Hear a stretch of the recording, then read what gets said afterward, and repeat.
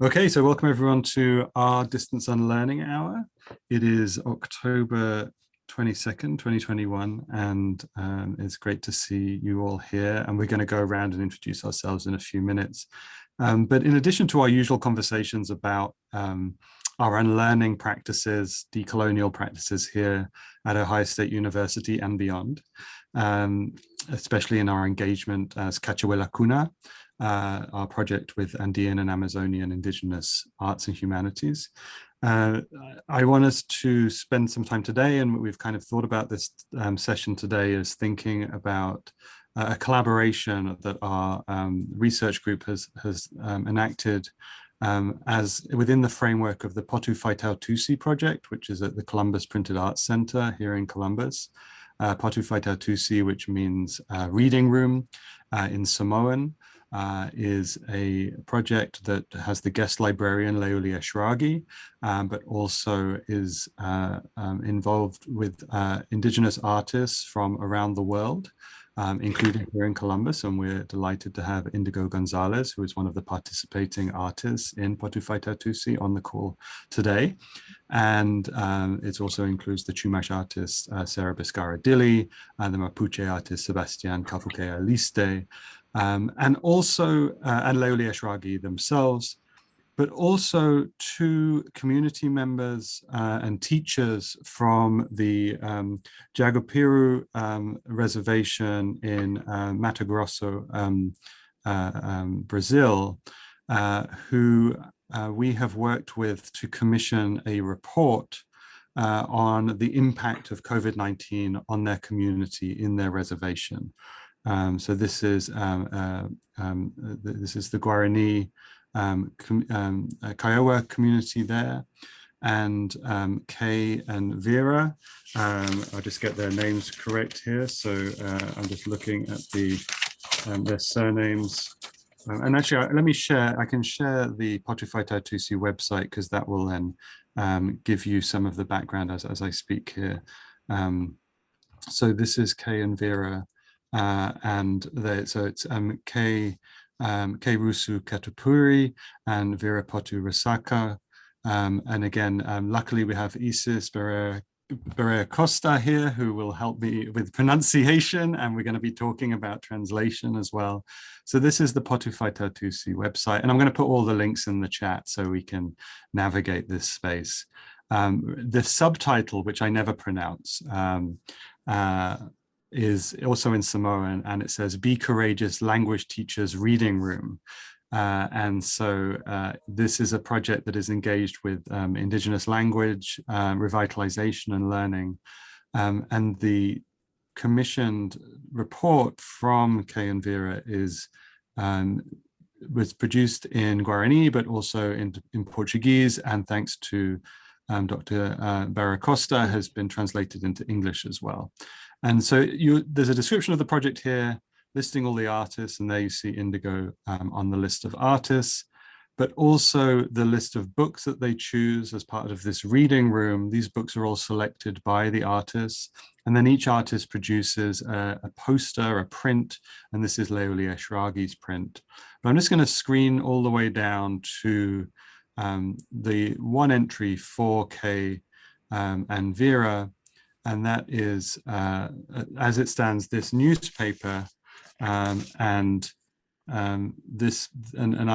just stop sharing here, but to show it live. So this is the newspaper, and this is a report that was a project by the Brazilian artist Maria Teresa Alves, and the newspaper actually documents the racism that had impacted the community of Kay and Verá in Jaguapiru. And I'll just read the first section, and we were going to return to this later in our conversations, but in their editorial they write, and the question is, does racism hurt? This is real. Many times I'm asked why. It is true we are treated differently. This is racism. In all the process of living amongst so much violence, I understand why we have lost various important indigenous leaders who were killed in the search for the common right for all of us to live in harmony and social equality. where we live in the midst of great dividing walls, where I feel the pain of us, of racism. If this continues, what will become of us? Racism is not normal. As a native on this land, I know about fighting for my rights, and if they are negated, then this is racism. It is not normal. I feel it on my skin, in the gaze of others, in the social environment. To live in a society which marks me as different because of the color of my skin, because of my culture, art, beliefs, and customs, it is not normal. It is racism.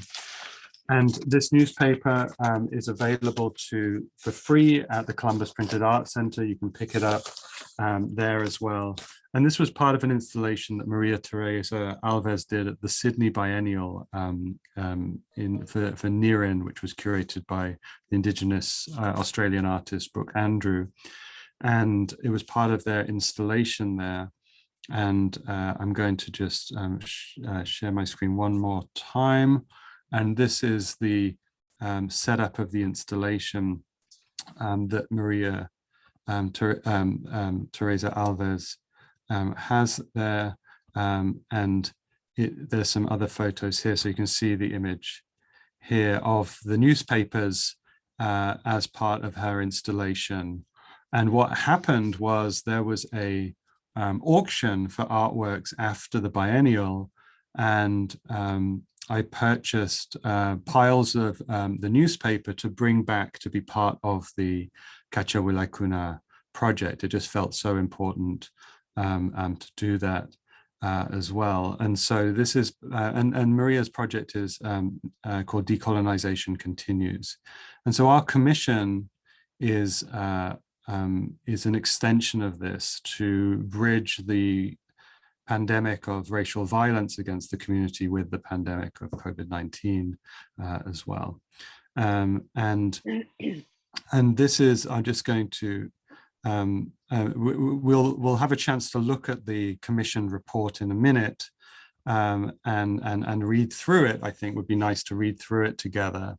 But first I want to kind of pause there and go around the Zoom, as it were, and introduce ourselves. And maybe, you know, this may be a new project, you may not have encountered it at all, or you may have some experience with this project already. And I think it'd be really nice to share what experience you have with the project, the specific project of Kay and Vera's newspaper and report. Up until this moment, and if you haven't, that's fine. You may have other experience that is important for this conversation. So thank you and welcome, and I'll pass it on to Michelle first. Thank you, Richard. I'm Michelle Wibbelsman in the Department of Spanish and Portuguese, also a co-PI on the K'acha Willaykuna Andean and Amazonian Indigenous Arts and Humanities project, along with Richard Fletcher, and in the second phase of that project with EC's Barra Costa. Yeah, and I'll just, I have been more involved just in terms of the logistics of institutional commitment to these artists, continuing commitment, where it's not just a one-time sort of event, but a real engagement with the circumstances and with the editors and the artist project.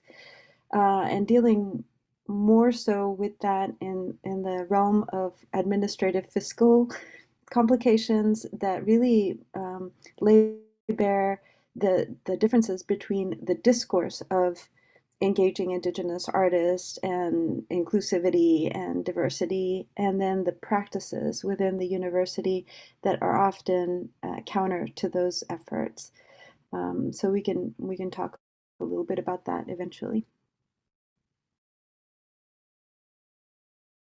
I'll pass it on to EC's.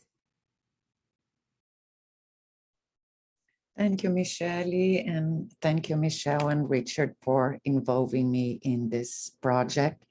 I'm also in Spanish and Portuguese. My area of specialty is Afro-Brazilian culture, philosophy, cosmology. And my involvement in this project happened during an extremely chaotic period of my life.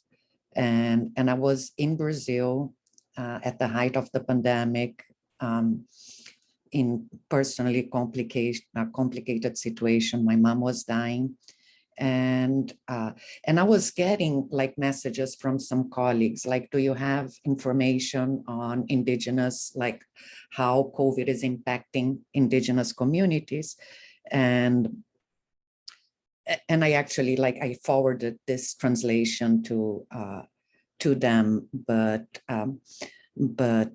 normally my area of concentration is how the impacts on Afro-Brazilian population, and it's very clear right now in Brazil. Well, actually, it is improving. It is improving, but during last year, the extreme poverty and violence, it was shocking. Yeah.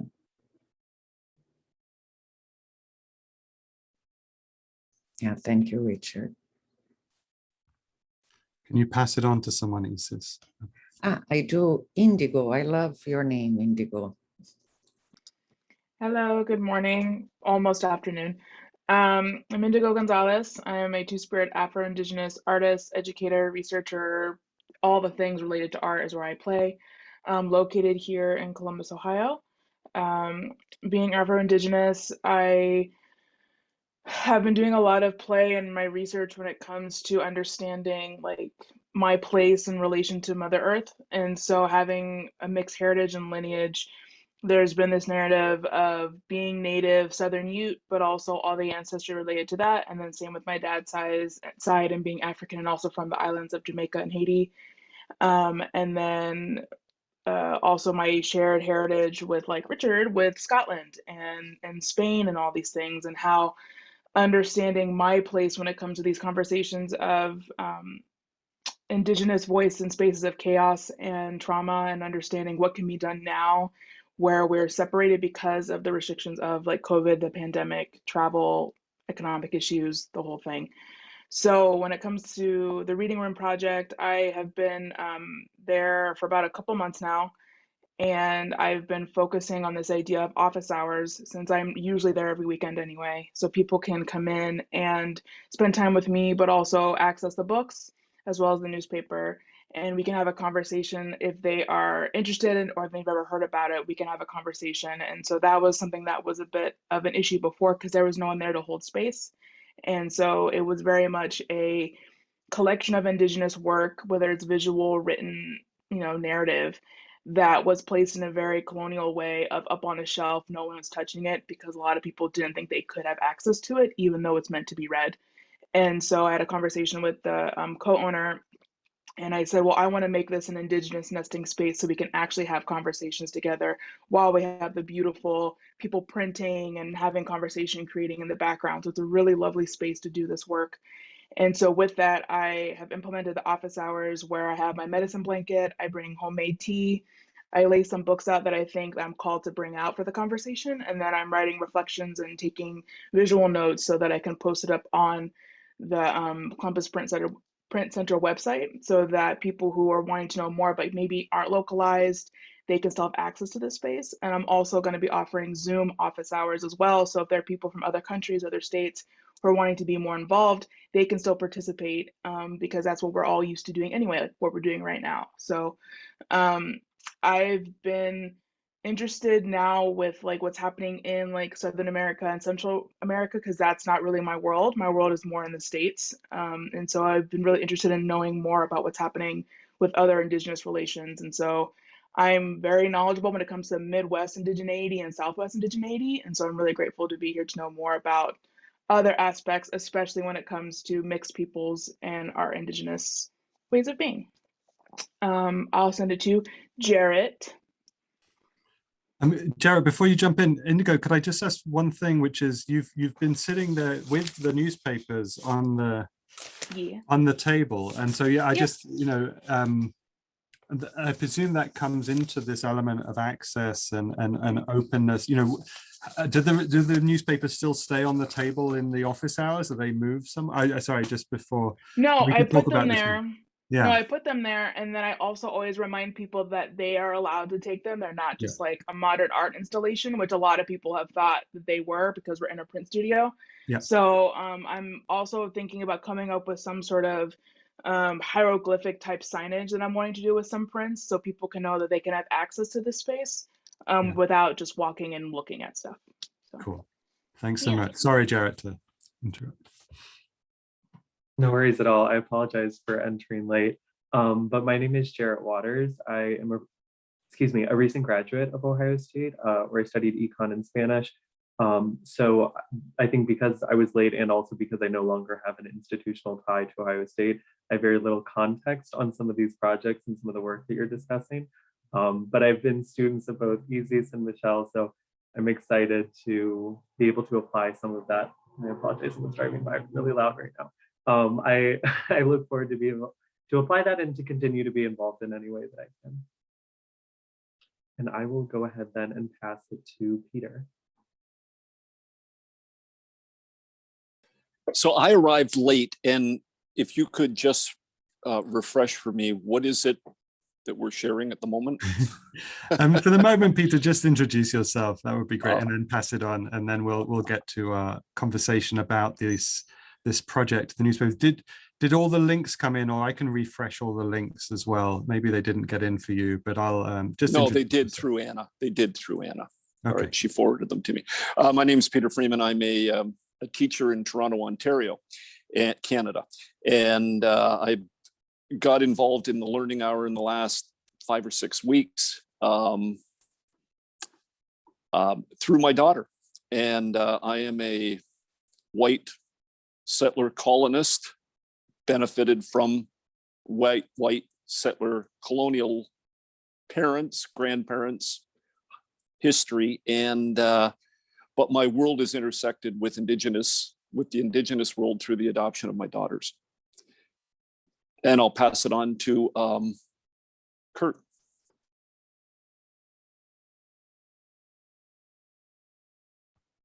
Kurt said earlier that he might or to Patricia.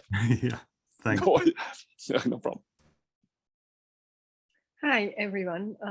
So my name is Pat Sieber. I'm a newcomer to this space, and the way I came into this space is that I'm faculty at Ohio State in the Department of East Asian Languages and Literatures. So the sort of path outward of my own little departmental silo, you might say, is that I'm also the director of OSU's translation and interpreting program. In that capacity, I got a grant from the Global Arts and Humanities Discovery theme to professionalize one of our graduate students in this realm.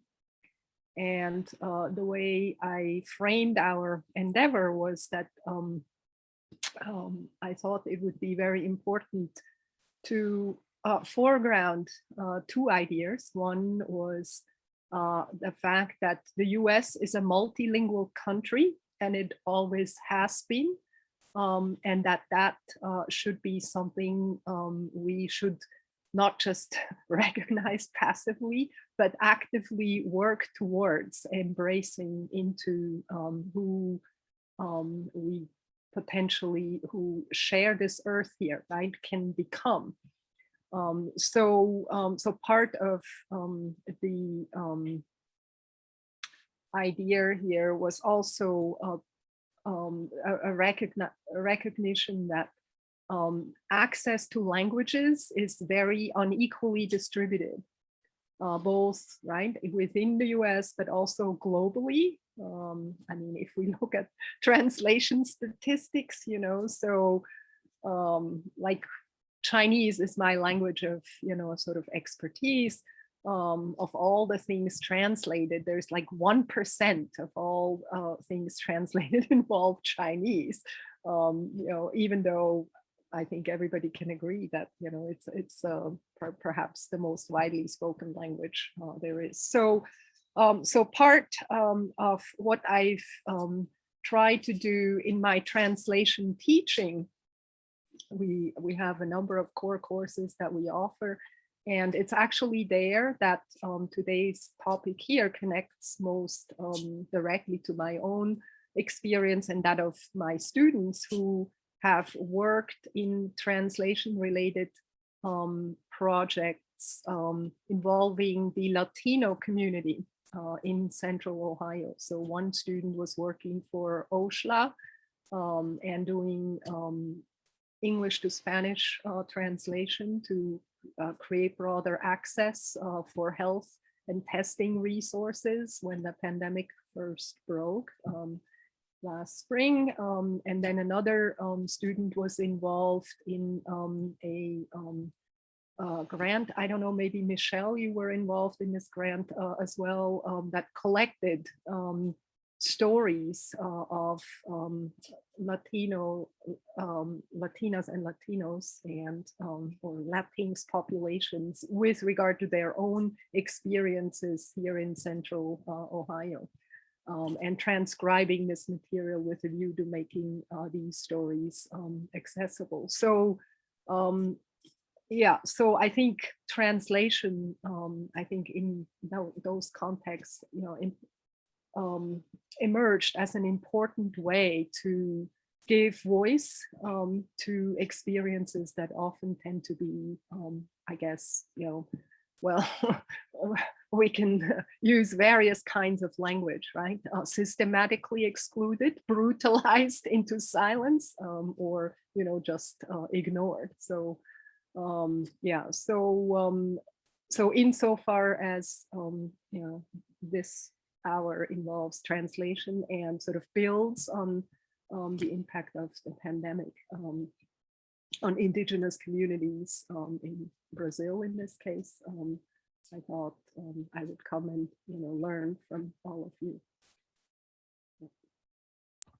That's great. Thank you, Pat, so much. And thanks for being here. And I just put a link to the translation and interpreting program at OSU into the chat. And if there's any other links, you know, we're all coming from different places in relation to the university and beyond. So, you know, use the chat to share links with each other.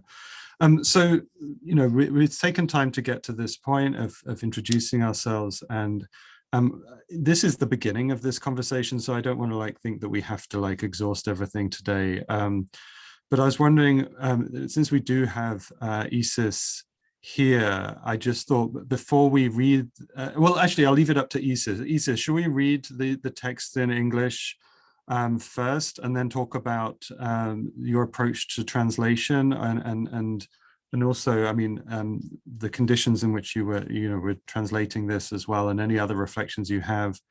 Which one do you think we should do first, Isis?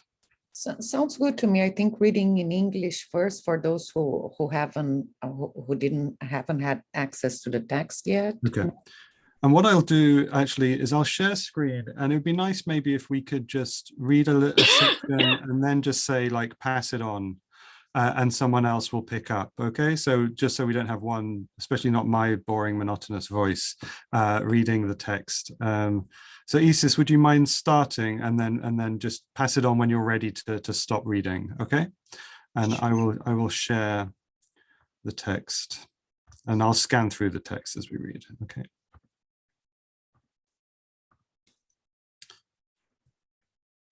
So we can, you know, just start with the title at least. COVID-19 and its consequences for our community. When we remember the previous situation in our community, it was almost fine.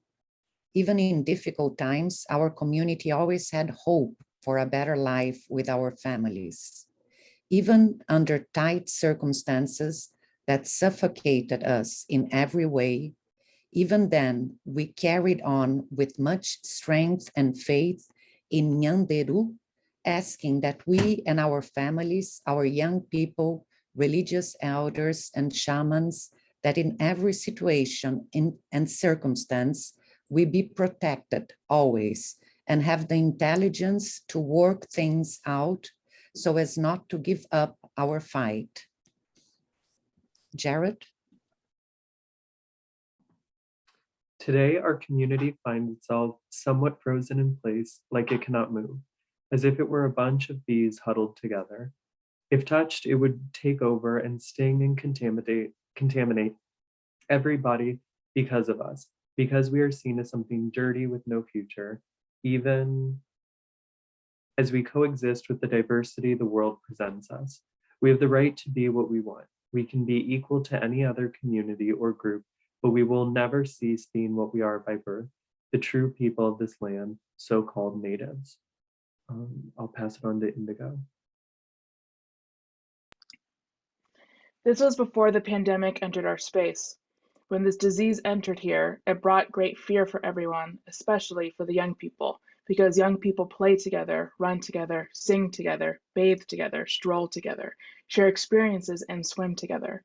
Nonetheless, we stand firm in our decisions regarding how to create the essence of a healthy life in every sense in this moment of distancing that affects everyone in this land. Our elders have become weak in every aspect as they face this disease. As a fragile and shy people, called poor lazy people by the, how do I pronounce this? I'll defer to Isis, yeah. No, your guess would be as good as mine Okay. because it's not Portuguese, so. Okay. Okay. As a fragile and shy people called poor lazy people by the MBA'ASY, we are even more affected in our earthly human souls living in this realm that belongs to all the children of the Nandahaderu Ivat Igwa. I think, okay, I'll pass it on to Patricia. The coronavirus, MBA'ASY, PYTUHE, distances us from white people, and not because of the distancing required by the virus itself. Distancing already existed many decades ago. We, natives of this land, see the virus as the white man who took away our large extended home that protected us. Keeping distance was already part of our natural way of living. All of that because of the malevolence that surrounded us. The pandemic essentially doubled our distance from everyone because we were already seen as Indians are dangerous. They invade our lands. We now suffer so much denigration that if we stop to think about it, we cry and lament the situation of discrimination and racism that has surfaced in light of this disease. Even though we had priority in receiving the first doses of vaccines that came to our people, we hear and see widespread and open mockery about our community. Why are these good-for-nothings who don't even make a profit for the state getting the vaccine first? Michelle?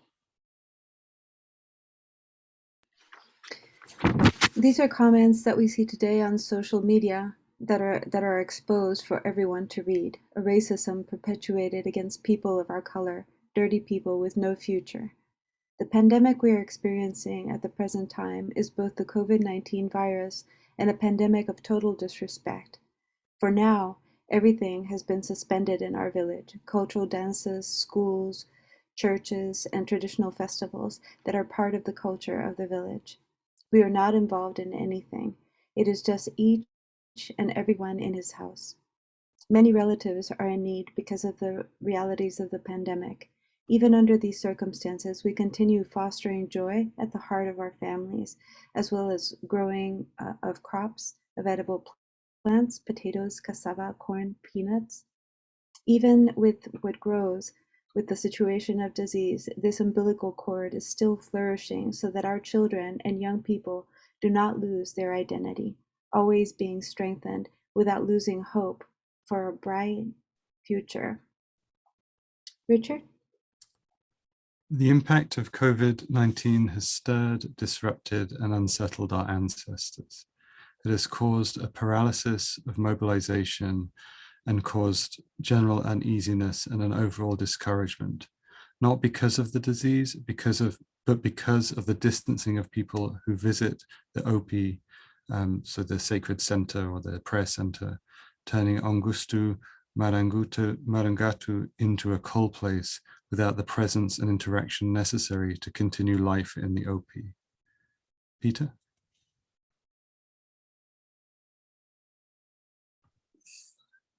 We will not, however, sorry, just want to make sure. We will not, however, give up because our struggle is hard, but we will always persist with hope for better days. We have already confronted a lot for the well-being of our community, and we have not yet met any challenge that can defeat us. The only being that has the power to defeat them, our Narandu, and it is him rather than others that deserve their respect. The pandemic is no longer our greatest fear. What is really frightening is that a beef cattle is worth much more than a starving Indigenous child. Thank you all for joining in that process and following and reading along.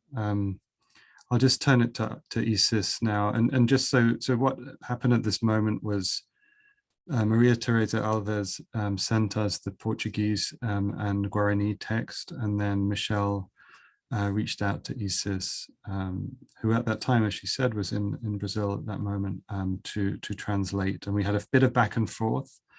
So maybe we could just reflect a little bit on that moment, Isis and Michelle. And then maybe so we could say a few words about the question of words that are left untranslated in the text.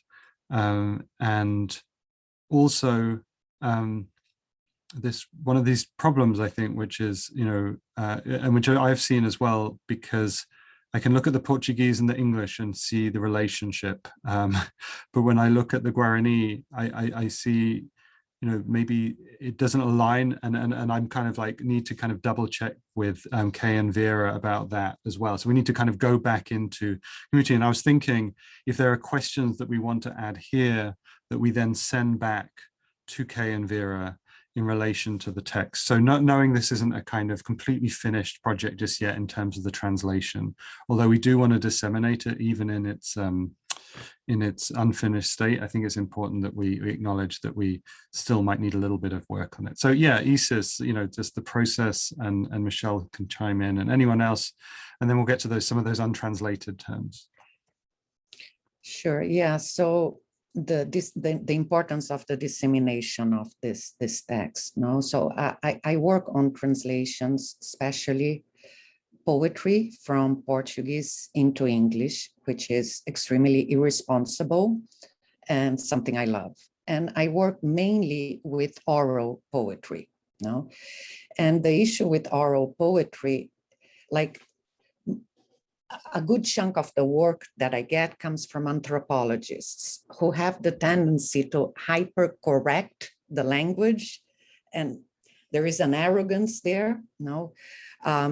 So I'm always very careful when I am translating, like even parts that I do not understand, to not have to keep it as much as I can, no? And there were some problems with this text. For instance, the image. Tell me if you want me to bring it up, Isis. Let me know, okay? Sure. Yeah, the second paragraph, no? Today our community finds itself somewhat frozen in a place like it cannot move. So the image was actually of insects that cannot move themselves, as if it was a bunch of bees, one on top of each other, which would be part of their reality, no? And I got the help of Richard and Michelle with the idea this text needs to be disseminated, no? So the idea of something frozen is very distant from their reality, but it conveyed the meaning. So we left it for the time being. And this is a text that was translated from Guarani into Portuguese and now into English. And some sentences, even like the very beginning, when we remember the previous situation in our community, it was almost fine. In Portuguese itself, it's a strange sentence, no? So there were some issues with, and this in terms of the Portuguese into English. The last sentence, the way the text closed, it's like you feel as if you're being stabbed, no? And with the reality of the cattle, a bancada, like this is the group that has power in Brazil, that has been developing more and more power in Brazil. And as I was translating this text in the apartment that I was in the seashore of Brazil, my mom lived in a building that was close to other buildings. There were some drunk middle-class young people that kept on yelling, Bolsonaro 23, Bolsonaro 23, like rooting for the president. So it was a moment that I was already very angry with the situation that I found, like on a micro and a macro level. Translating this, surrounded by the people who directly or not are supporting this reality, was really enraging, no? Like and I had to look into, like, I wasn't familiar with this indigenous nation, so I had to, like, I didn't have the Al Jazeera article that Richard just sent us, the images, and I'm sure text would have been helpful, but glossaries as well, Nyanderu, like to have an idea of the cosmology of this group, which is unfamiliar to me, no? So especially with that, like whatever was kept in Portuguese, I wouldn't dare change into anything else. There is also, and it's wonderful to see Jared with us today. I think 1, 2, the third paragraph, when they talk about like the sense of isolation due to racism already being their reality. In that same week, we had an Afro-Brazilian artist and activist, Moisés Patricio, talking about this in terms of the Afro-Brazilian reality, you know? And on one sense, like this idea, which was new to many of us, of feeling isolated, and how that has been the reality of groups for centuries, no? But also the how can I even say this? How the power of racism, of how racism can continuously recreate itself and adapt itself to the new circumstances, no? How it keeps on changing according to the situation in this reality, to maintain the situation in which a cattle is worth more than a life, no?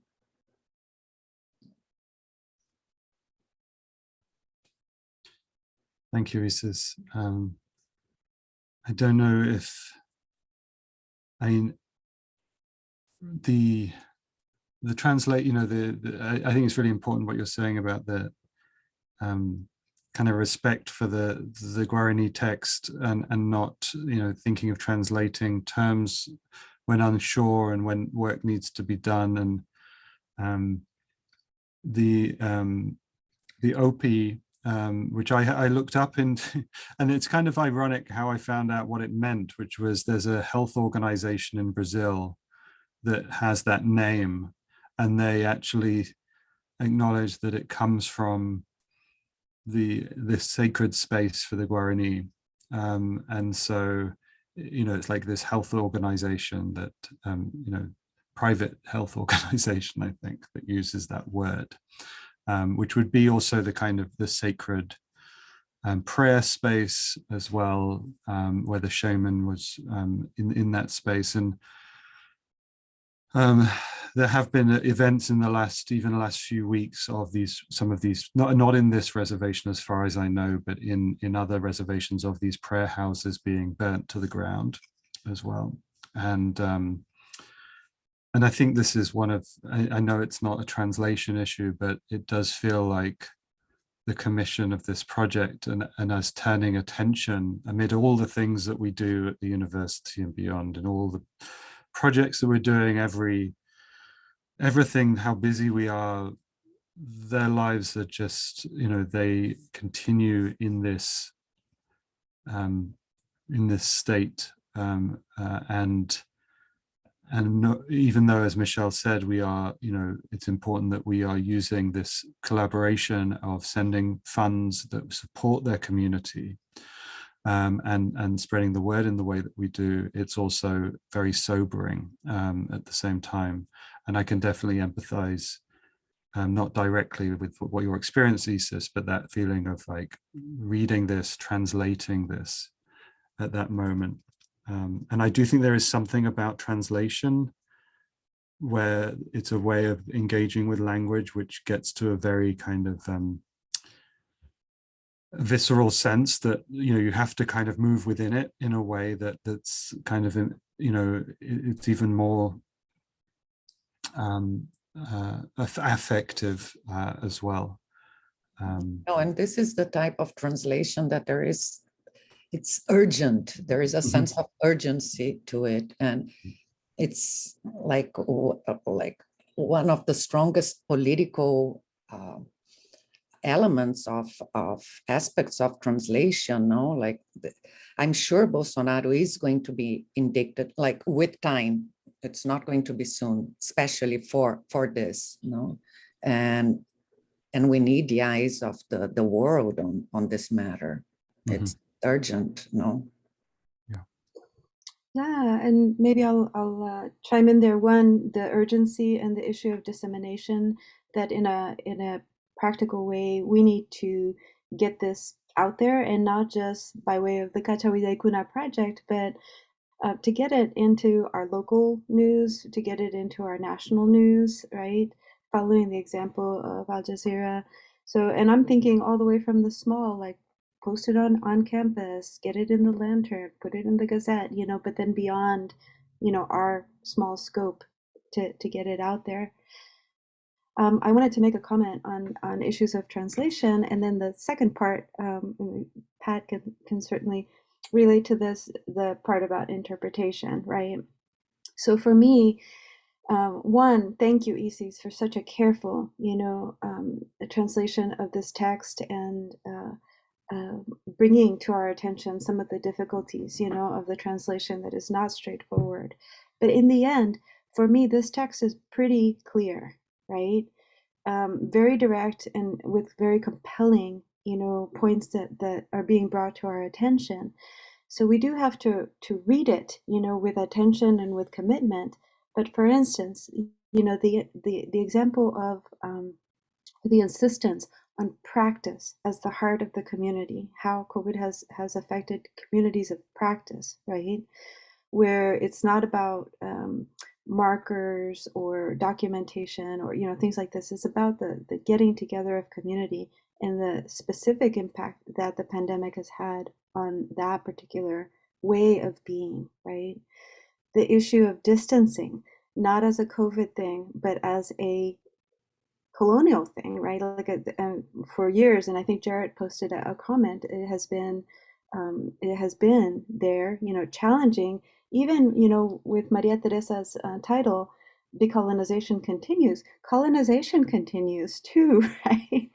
So just thinking about that, and the relation between the virus and white people, right? So the pandemic is not seen as COVID, but as the white people and those types of imposition. I would say another thing that is called to our attention is that the COVID virus has affected the ancestors. So I was very interested in that it goes beyond the living people, to the relationship with the ancestors. And then maybe most of all, right, the relationship between racism and capitalism, you know, and consumerism. Like you say, it's like a stab at that last sentence is powerful, but it is also calling our attention to this direct relationship, you know, in this consumer sort of economy that places value, right? Value comes up, you know, as in people who don't do anything, or that, you know, like the stereotypes that are imposed on Indigenous people, so therefore they don't deserve the vaccine. It calls into question all kinds of philosophical debates about humanity and about, you know, just human rights, you know, things like this. So for me, again, as I read through the text, all of these messages are very, very clear. They don't get lost in the translation, no. So I don't know. I'm curious to hear more, and I have several other things, you know, that sort of come up here, right? I can bring those up at a different time, but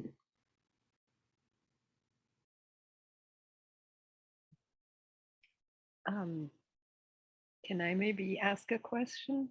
Yeah, so I don't know either of the two other languages, but your translation is it's very poetic for all the clarity, right, that Michelle just pointed to. There's also a kind of deep poetic resonance.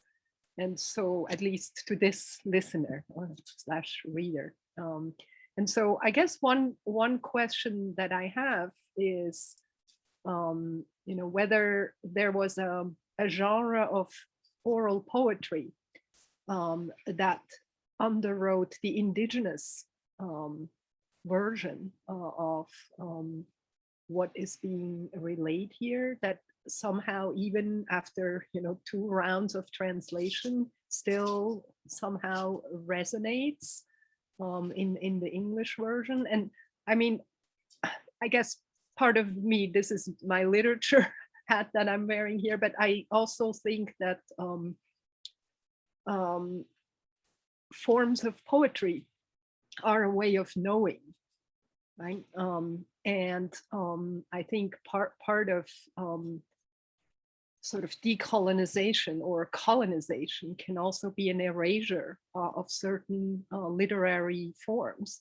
And so I guess I'm, you know, sort of curious whether this is a kind of like a chant or a kind of ode, or, you know, some genre that exists within the community practice that can be tapped into in under these extremely difficult circumstances. Yeah, when I was translating this, I imagined this as something that was being uttered by an elder of the group due to her spiritual knowledge and quality of the language, poetic, as you say, no? And